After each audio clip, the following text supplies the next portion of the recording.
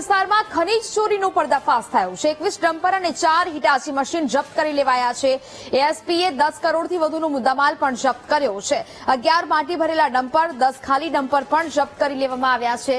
જ્યાં ખનન થયું તે સ્થળે ખાણ ખનીજ વિભાગે તપાસ શરૂ કરી છે। સંવાદદાતા હરિઓમ ફોન લાઈન પર જોડાયા છે। હરિઓમ, વિરમગામના ગ્રામ્ય વિસ્તારમાં ખનીજ ચોરીનો પર્દાફાશ થયો છે, કાર્યવાહી હાથ ધરાઈ છે, શું વધુ જાણકારી? જી નેહા, વિરમગામ ગ્રામ્ય વિસ્તારની આ ઘટના છે, તેમાં નવનિયુક્ત એએસપી ઘનશ્યામ ગૌતમ દ્વારા સમગ્ર કાર્યવાહી કરવામાં આવી છે।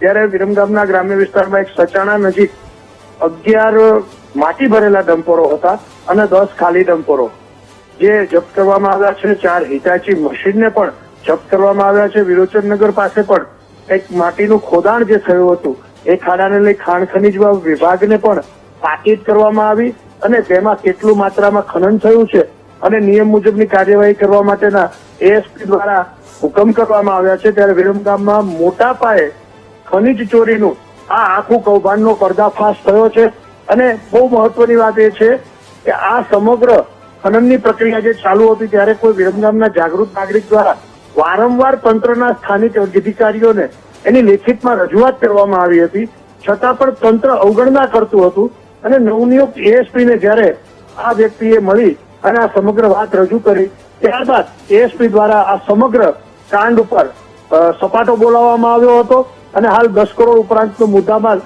જપ્ત કરી કાયદેસરની કાર્યવાહી હાથ ધરવામાં આવી છે। જી બિલકુલ હરિઓમ, જાણકારી બદલ આપનો આભાર।